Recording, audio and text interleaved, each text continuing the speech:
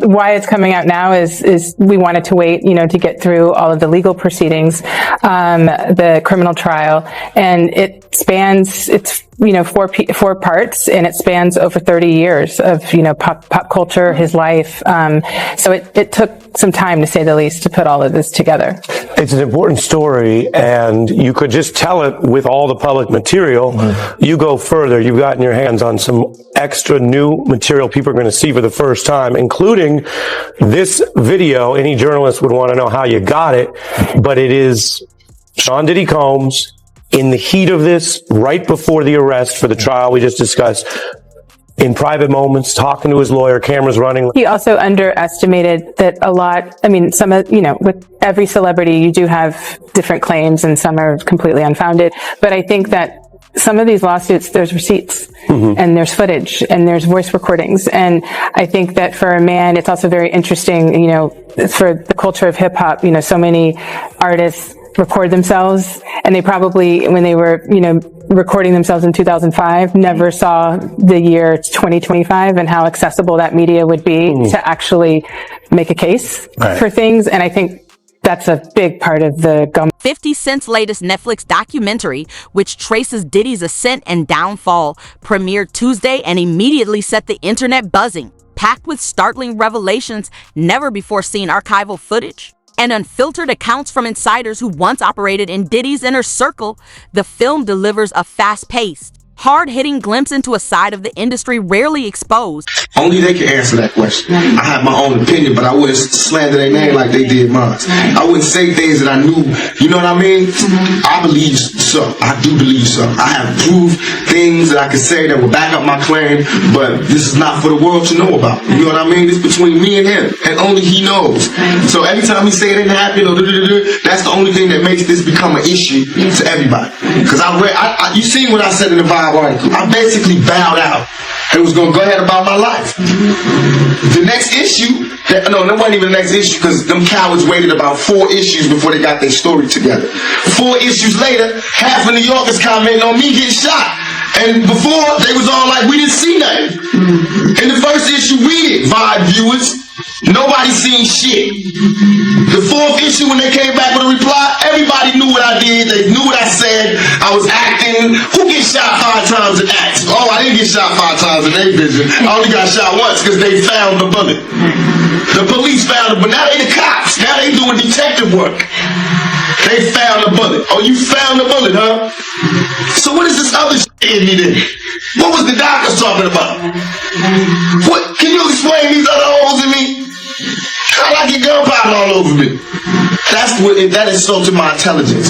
So yes, I did say Thug Life was there. Yes, I bowed out, all of that. But when they said that, in the second episode of Sean Combs, The Reckoning, former Bad Boy Records artists and staff step forward to share their personal viewpoints on the events surrounding the deaths of Biggie Smalls and Tupac Shakur. Rather than presenting verified conclusions, the episode focuses on long-standing claims, suspicions, and unanswered questions. Voices including rapper Mark Curry, Roxanne Johnson, Craig Mack's former wife, and Bad Boy co-founder Kirk Burroughs describe a charged period where they say artists felt taken advantage of. While the East Coast-West Coast rivalry of the 1990s reached a breaking point, together, their accounts offer a darker, more layered look at the music industry and the internal power struggles shaping that era. Hearing from Greg Kading, the detective that worked on Tupac and Biggie's case in this documentary. He is the investigator that did that proffer agreement with Keefe D way back in 2008, where Keefe D alleged that Diddy tried to offer him $1 million to take out Tupac and Suge Knight. And Tupac's trial with Keefe D is coming up very soon in early 2026. And we know that Diddy's name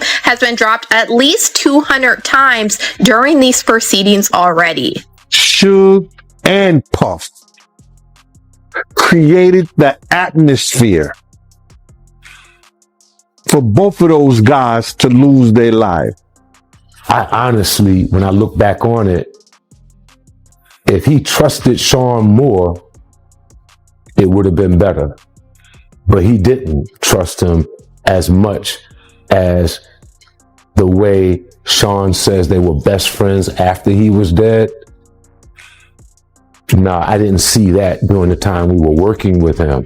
The documentary continues to unveil revelation after revelation, earning its place as one of the most revealing deep dives yet into Diddy's world. At present, he is incarcerated in New Jersey at Fort Dix Federal Prison, serving a 15-month sentence following his conviction earlier this year on 2 counts related to transporting individuals for prostitution under the Mann Act, while a jury acquitted him of more serious allegations such as racketeering and sex trafficking. The controversy hasn't slowed since late 2003 when his former partner, Cassandra Ventura, filed a widely publicized lawsuit alleging years of abuse. The story has only expanded, triggering dozens of additional civil cases that remain unresolved. Throughout it all, Diddy has consistently denied every allegation brought against him. Diddy Combs have now sent a cease and desist letter to Netflix. That's right. They are demanding it not release a docuseries featuring the embattled. This documentary goes far beyond rehashing familiar allegations. It introduces fresh claims that have reignited public debate and media frenzy.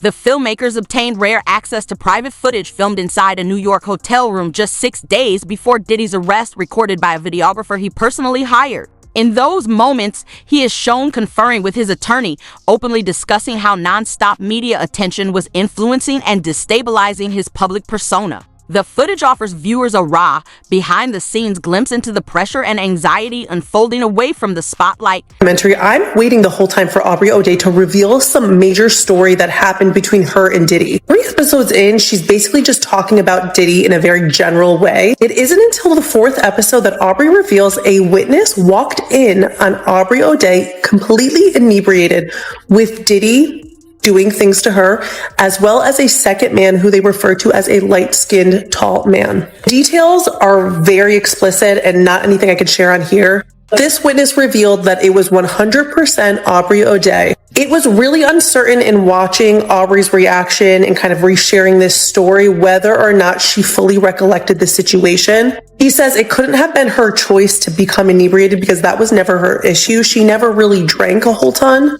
The earlier parts of this series, Aubrey does reveal these series of emails that she got from Diddy. They were all in very sexual nature, in a very sexual tone. He's basically asking her to come over and do certain things with him. It's these very domineering emails where he's basically setting the tone that he's the boss. She says that she felt very uncomfortable about those emails, and 6 months later, she was fired. The series also brings forward voices from Diddy's past, including former collaborators, artists, and close associates who provide insider insight into his ascent and reach within the industry. Among them is Aubrey O'Day from Making the Band, who recounts her personal experiences, adding nuance and deeper context to the narrative. Her perspective highlights the layered realities of working closely with one of hip-hop's most influential and powerful figures.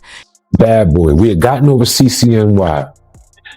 It looked like the coast was clear. We were renegotiating with Arista. We were about to get a step up in the money. I had 25% of the company. I didn't know why he needed to get that back from me and then give it back to me again. I didn't understand that. That's like a trick. Like, okay, here, I gave it to you. Now give it back. And don't worry, I'm going to give it right back to you. I didn't want to give it up. So he came into my office one day unexpected, him and Kenny Marsalis. They had it planned out. Kenny had the briefcase with all the stock certificates in it. And Diddy had the bat. Not like I'm going to beat the shit out of you with the bat. But he had the bat like, man, we got to do this. This has to happen. I didn't feel I was going to get beat down in that office, in all honesty. I got people that can jump out of the shadows in a minute. I wasn't threatened by him. What I was messed up over was the fact that I started this company with you from day 0. And now the one solid thing that you told me I had, you want to take that back and do a return to me on that at this critical time that we're renegotiating and getting a step up on the contract. When he told me it was about all of that renegotiating and that I should trust, I did, begrudgingly, angry, upset. It wasn't right. I did it. He got the stock back. I went on, tried to get over that, kept doing my job, doing what I had to do, delivering everything. And once again, I was caught up in the job. I forgot all about it. And next thing you know, we had the snafu. I was fired. And he just said, oh, okay, bye. And since he had never given me his stock back, he never said that he would pay me anything or give me anything. He just avoided me all these years. Not only did he avoid me all these years, running high and low, I went on and started working with Mary, who the three of us started out together. Singer Al B. Sure, who previously had a relationship with Kim Porter, describes troubling moments he claims to have witnessed. Former bodyguard Roger Bonds also comes forward, alleging he saw Diddy behave violently toward Cassie and reflecting, when I first met him, I liked him as a person because I didn't really know him, adding to the claims. Bad Boy Records co-founder Kirk Burroughs says he once owned a 25% stake in the label before allegedly being threatened with a baseball bat and pressured into signing away his share. Burroughs maintains that the incident upended his life, leaving him ostracized from the industry and struggling financially. Even as Bad Boy went on to become a powerhouse. With Pac's money, Pac wanted to leave, and it could be some other shit that was going on. But they still created an atmosphere for that. You understand that East Coast, West Coast bullshit. When Suge was trying to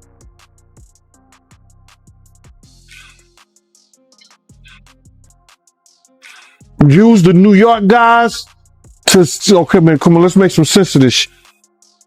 And have a meeting and sit down with the New York guys and ask for a representative for Puff to come on. Puff was mad. You see now why Puff was mad. Everybody know now why Puff was mad. That he didn't want nobody to come to the meeting because Suge was playing Pay Daddy. Suge was in there playing Play Daddy with Justin. It's crazy. I said, well, how you gonna be mad at Misa and the East Coast, West Coast? And now we see why he was mad. We don't know if Suge sent Puff those pictures years ago. We don't know that.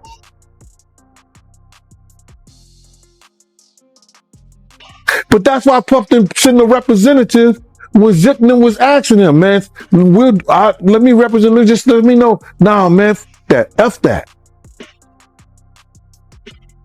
They trying to get a black distribution company, a publishing company, all that for hip hop artists and music.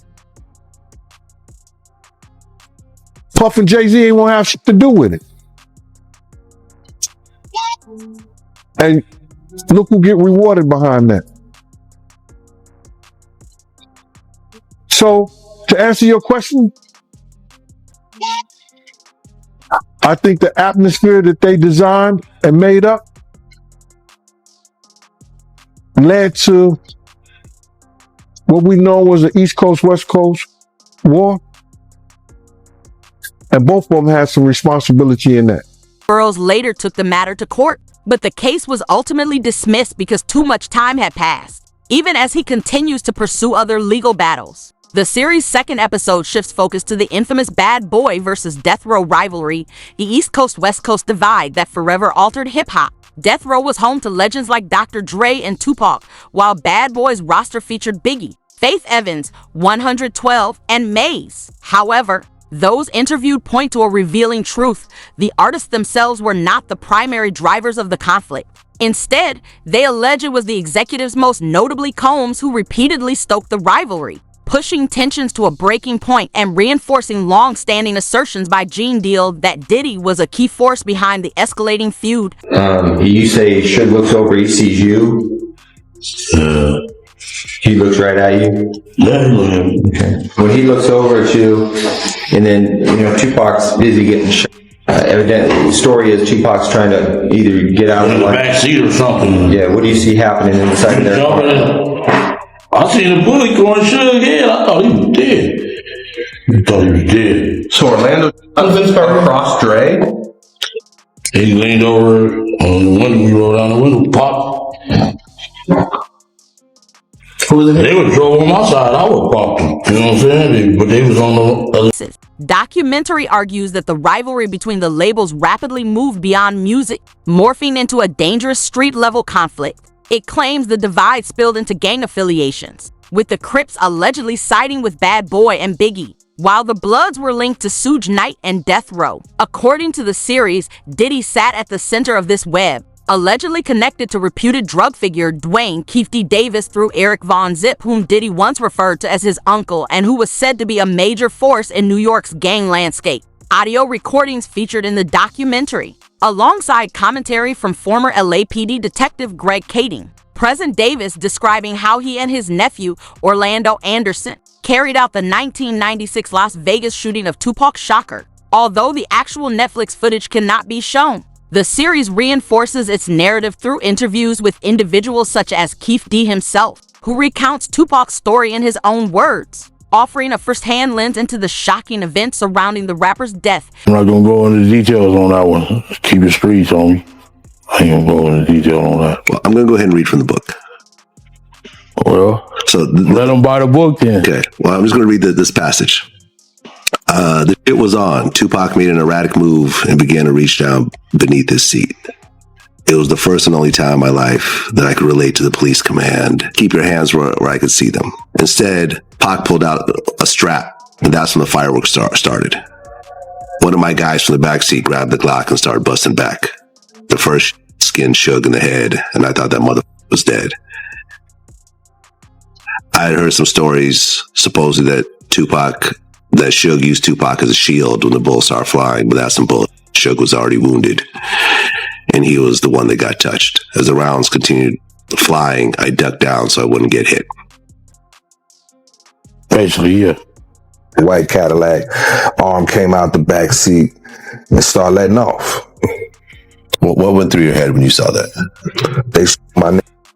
In KPD's 2008 proper agreement, he alleged that Diddy's friend Zip Martin is the one that gave him the weapon that was used to take out Tupac. KPD told the investigator Greg Kading that Zip Martin had a special compartment to keep this weapon in his car that he drove to Las Vegas. And in this documentary, we have Greg Kading confirming that Zip Martin did drive the same type of vehicle that KPD alleged to Las Vegas this night. And then during this documentary, we heard from the former president of Bad Boy, Kirk Burroughs, who alleged during this time, Diddy had him hiring a whole bunch of people and getting cars to drive to Las Vegas. And he is now very curious into why Diddy wanted to do this. And he said, in his opinion, he now believes that Diddy was Davis went on to claim that Diddy had promised to compensate him and other gang members to target Tupac Shakur and Suge Knight, who was in the same vehicle during the infamous shooting. According to Davis,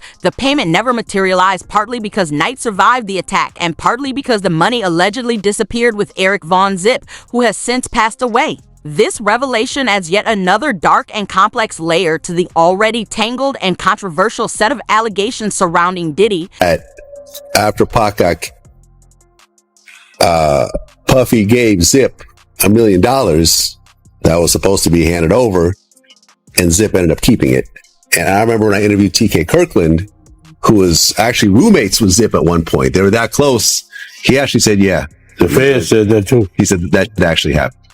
Well, the story that has circulated was that after Tupac got, Puffy allegedly gave the money. I heard to Zip. Yes. And Zip was supposed to give the money to Keefe in that. Yes. But he never gave the money to him. But thank God he never gave him the money, right? Think about it. If he gave the money, Puffy will be in prison now, money for hire. So thank God. It's just a true story. I'm not saying yes or no, but if he would have gave them the money, it'd have been for hire and Puffy would be locked up. Sparrow alleged that Diddy pressured Christopher Wallace, famously known as Biggie, to travel to Los Angeles to promote his album. Despite Biggie's obvious hesitation, a trip that tragically ended with his death in 1997. He claimed that, in effect, he had pushed Biggie into a dangerous situation, while later accusing Diddy of misleading the public by portraying the decision as Biggie's own. This assertion casts a significant shadow over the version of events Diddy has long maintained on the situation with Biggie, how he was the one in charge of planning this London media trip for Biggie that he was supposed to be on the night that he was actually unalived. Kirk Burrows claims Diddy is the one that canceled this trip and Biggie did not want to go out to Los Angeles. And Kirk Burrows feels like Diddy should be responsible for what happened to Biggie. What Kirk Burrows alleged next is what's really chilling. He said something that we have heard alleged many times, and he said that Biggie was actually leaving Bad Boy Records shortly before he passed away. Kirk Burrows alleged that Biggie already signed the paperwork to get out from underneath Bad Boy. Then Kirk Burrows went on to allege that after Biggie passed away, Diddy came to him and told him to change the terms in the contract that Biggie signed. And he claimed that he was so calculated that he told Kirk Burrows to just switch out the middle pages. That way on the last page, Biggie's signature would still be there. That way Diddy could allegedly keep here. Burrows has also disclosed that the relationship between Diddy and Biggie was far from the close, supportive bond Diddy has long claimed. He explained that their connection was distant and that Diddy showed little genuine concern for Biggie's safety, presenting a troubling contrast to the carefully curated public image Diddy has consistently projected. Biggie to go to LA so soon, knowing that Tupac got killed 6 months earlier. The award show season was up. We had to go out there to participate in that. We had records that were nominated. We were a budding, launching company that already launched and we were successful. We could not go. But Biggie did have an inconvenience. He had a car accident. I think it was in Brooklyn, maybe downtown Brooklyn. He had a broken femur at that time. And he was recovering from that. Big sized person, could not really sit comfortably in a plane, not even first class, with a cast on. It was uncomfortable. He was talked into going to the LA portion of the trip so that he could be out there ahead of time. He was out in LA so there wouldn't be a big rush and bustle to get him there. So I think he was out there for a good week and a half ahead of time leading into the event. So being out there, we came to follow up and to have that night. And then he was supposed to, as per Arresta's marketing department, Arista, one of the best labels and distribution companies that you can have to back you, the legendary Clive Davis, who backed so many artists, believed in Bad Boy so much, he put together a marketing campaign that was never seen before that campaign and still wasn't seen, but it was put together so that Biggie could receive a international press junket in London with all press from around the world meeting him that Saturday, Sunday after the Friday award show night. He was supposed to go on an international flight with me. We have the itinerary still to this day.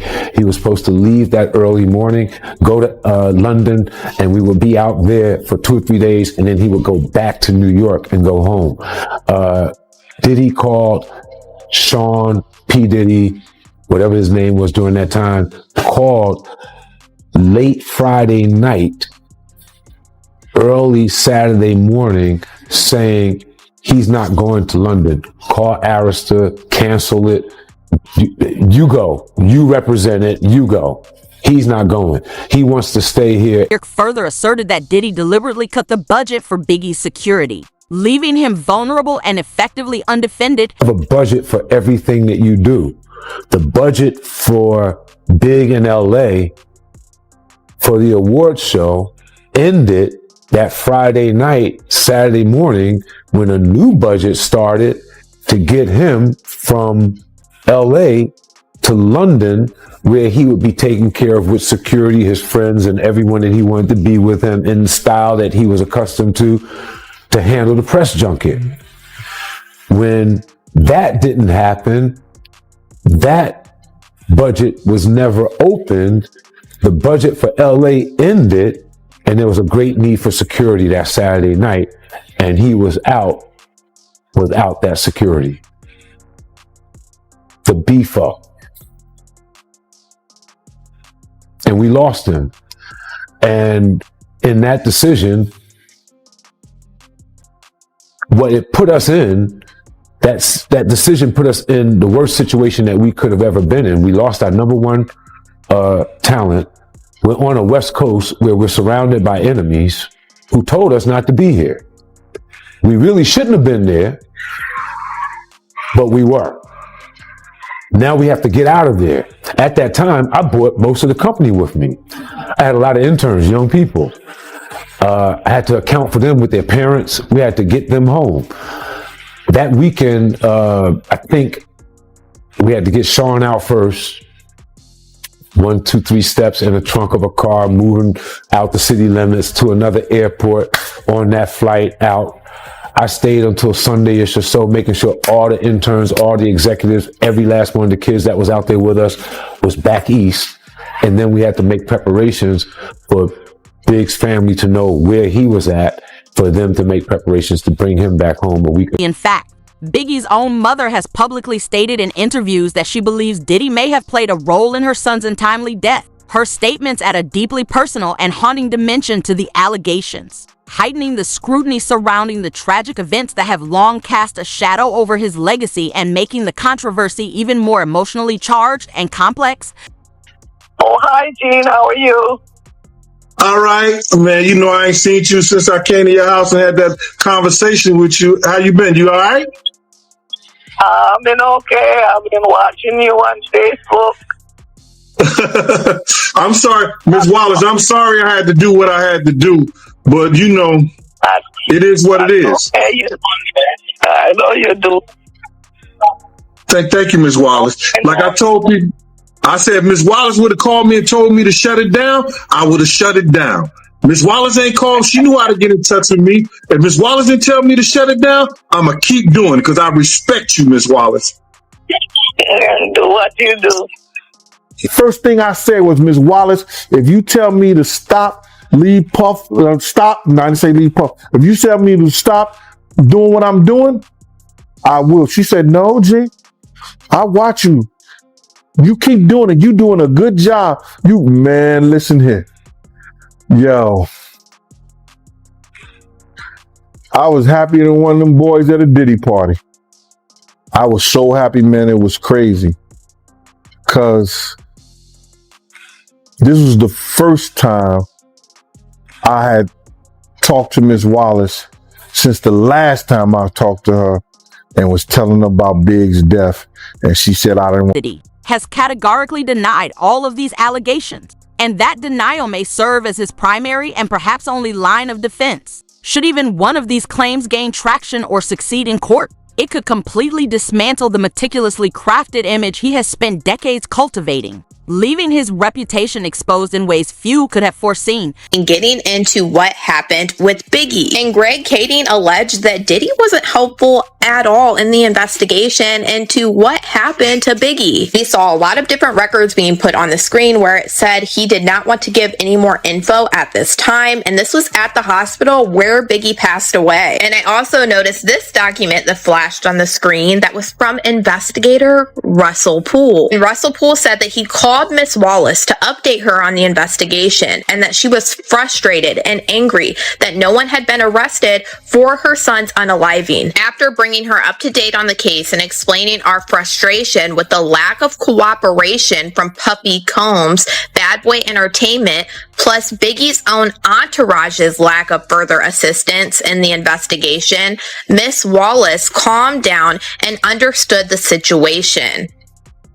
Greg Kading said in this documentary he believed that Diddy did not cooperate with Biggie's investigation because it would have led investigators back to him with Tupac's unaliving. I always remember the saying that when you solve one of their cases, you will solve the other. And that's why I honestly can't wait until Tupac. This eye-opening documentary paved the way for fresh legal challenges against Diddy. We want to hear your insights. Share your thoughts, theories, and predictions in the comments, and join the conversation about what might happen next in this high-stakes, high-profile saga that continues to captivate fans and critics around the world.